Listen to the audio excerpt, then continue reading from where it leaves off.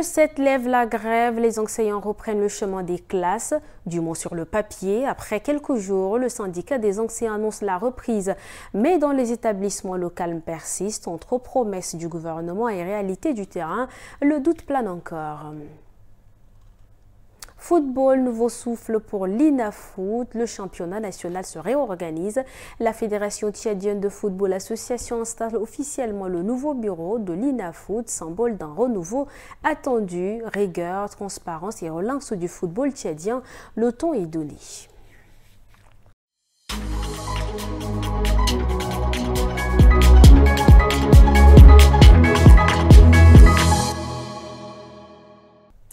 Le 19h45 du week-end, bonsoir et bienvenue. Le mouvement patriotique du salut a célébré ce matin une avancée politique qu'il qualifie d'historique. Le parti a organisé une cérémonie de réjouissance dans un hôtel de la capitale suite à l'adoption de la révision de la Constitution par l'Assemblée nationale et le Sénat. Une réforme qui allonge désormais la durée du mandat présidentiel à 7 ans et celui des députés à 6 ans. Focal Boabsolon, Bonaventure Alumbay. Drapés aux couleurs du parti, les participants ont salué la récente modification de la Constitution adoptée par les deux chambres du Parlement tchadien. La réforme constitutionnelle porte notamment la durée du mandat présidentiel à 7 ans contre 5 auparavant.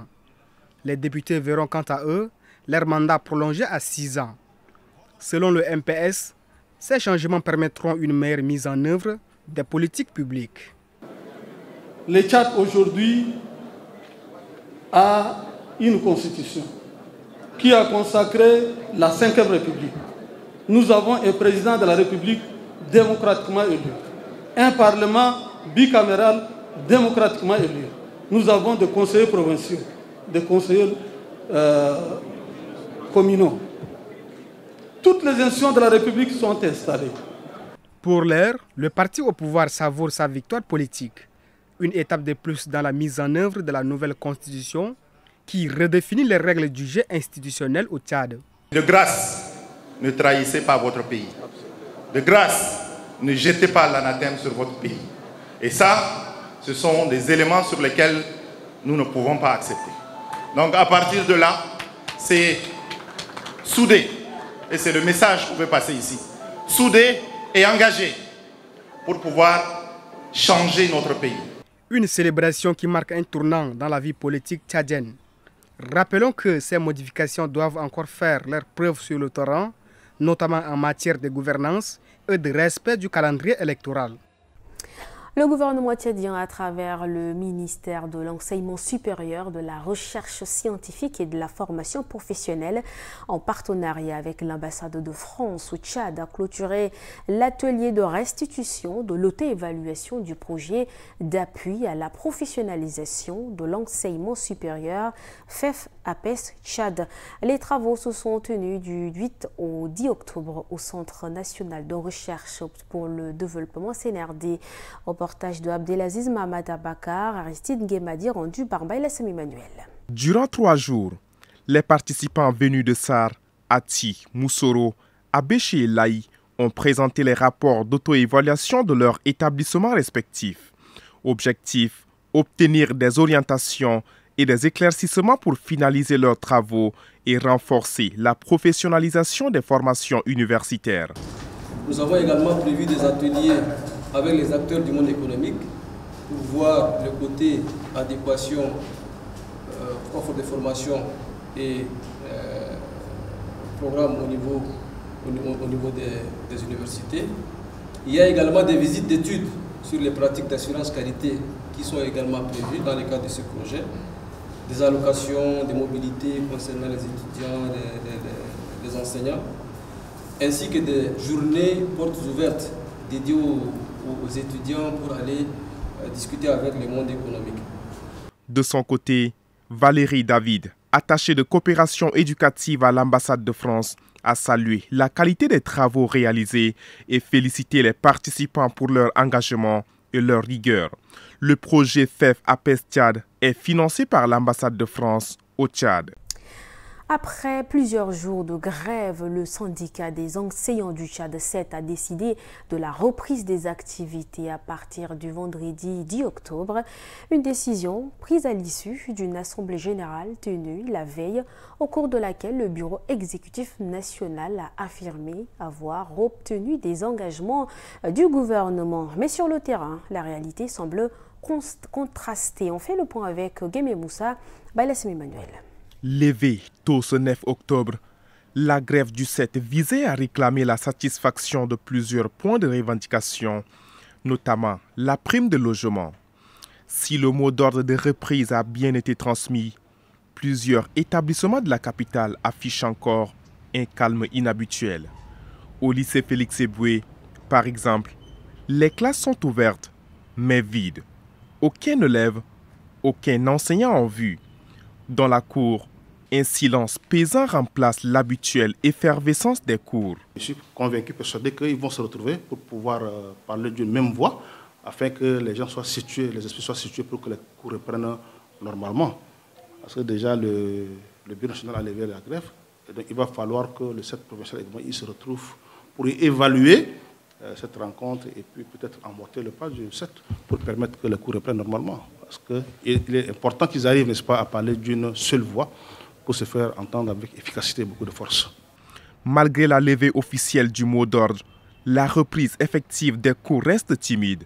Beaucoup d'enseignants semblent attendre des garanties concrètes avant de reprendre le chemin des salles de classe. Une reprise progressive, donc, qui pourrait s'étaler sur plusieurs jours.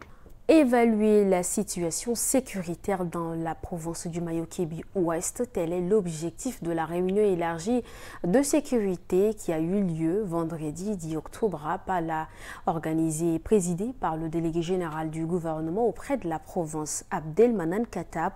Cette rencontre a réuni les responsables administratifs, militaires et des forces de défense pour faire le point sur les défis sécuritaires persistants. Lirsi Pierre, Diekoridom Aramel.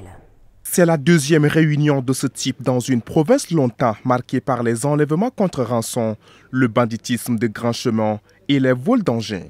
Les autorités locales affirment toutefois que la situation s'améliore grâce aux efforts conjoints des forces de sécurité.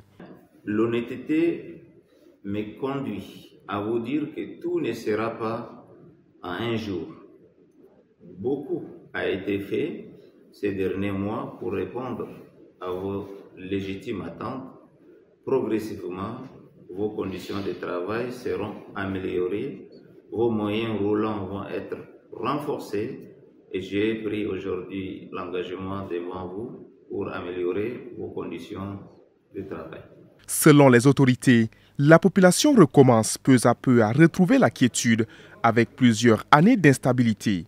Elles assurent que les stratégies engagées permettent désormais une circulation plus libre des personnes et de leurs biens à travers la province.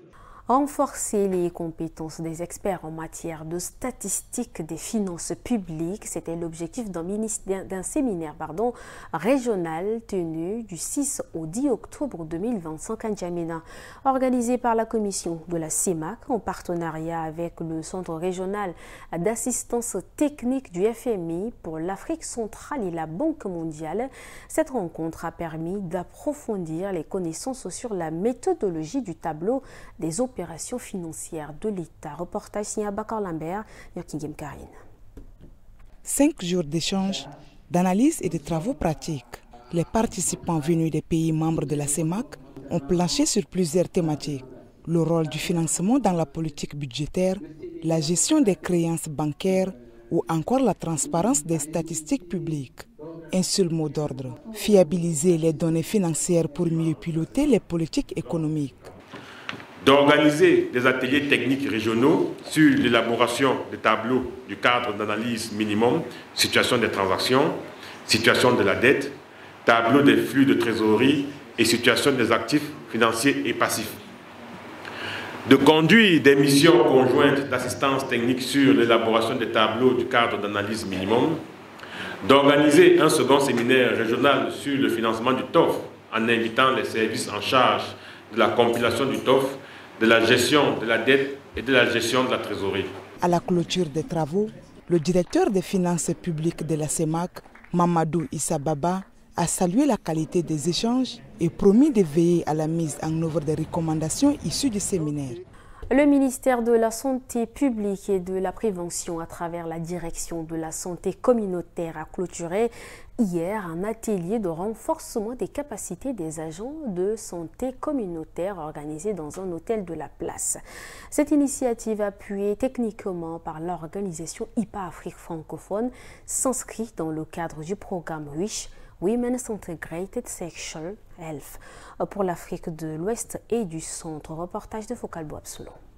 Pendant 5 jours, les participants ont approfondi leurs connaissances et renforcé leurs compétences en santé de la reproduction, un domaine essentiel pour le bien-être des communautés.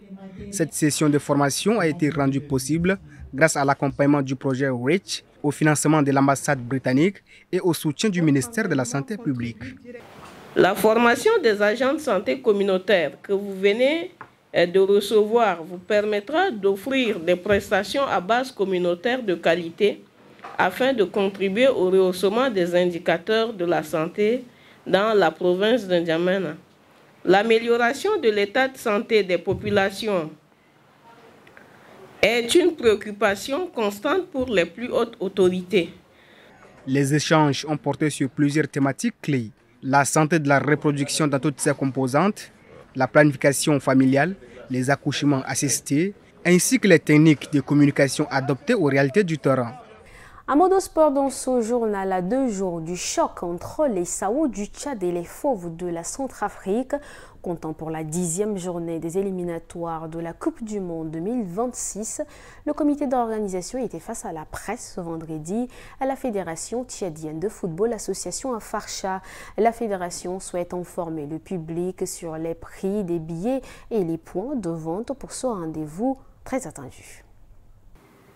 Je voudrais vous rappeler que le match exclusif FIFA sont toujours payants partout dans le monde.